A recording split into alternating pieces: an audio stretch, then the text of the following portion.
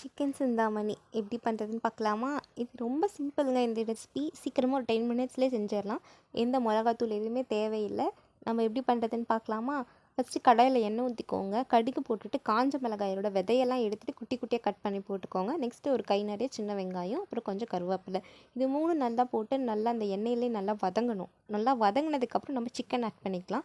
நான் சிக்கன் வந்து குட்டி குட்டியாக கட் பண்ணி போட்டிருக்கேன், போன்லெஸ் சிக்கனாக. நீங்களும் குட்டி குட்டியாகவே கட் பண்ணி போட்டுக்கோங்க, அப்போ தான் ஈஸியாக வேகிறதுக்காகும். அப்புறம் உப்பு போட்டு கொஞ்சம் தண்ணி ஊற்றிக்கோங்க சிக்கன் வேகிறதுக்காக. நல்லா சிக்கன் வெந்துடணுங்க. குட்டி குட்டியாக கட் பண்ணி போடுறதுனால சீக்கிரமாகவே வெந்துடும். பார்த்தீங்களா, எண்ணெய்லாம் பிரிஞ்சு வருது. அந்த மாதிரி பிரிஞ்சு வர அளவுக்கு நல்லா கொஞ்சம் வேக விட்டுருங்க. இந்த ரெசிப்பியில் நம்ம வந்து மிளகாய்த்தூள், மல்லித்தூள் எதுவுமே போடலை. ஏன் இஞ்சி பூண்டு பேஸ்ட்டு கூட போடலைங்க. அப்படியுமே இந்த டேஸ்ட் வந்து அதுக்கு ஈக்குவலாகவே இருக்குங்க. சிக்கன் நல்லா வெந்துடுச்சுன்னா போதுங்க, இதை சர்வ் பண்ணிடலாம். சாப்பாடுக்கெலாம் பிணைஞ்சு சாப்பிட்டா அவ்வளோ டேஸ்ட்டாக இருக்குது. குழம்பே தேவையில்லைங்க. மறக்காம நீங்களும் ட்ரை பண்ணி பாருங்கள். பாய்.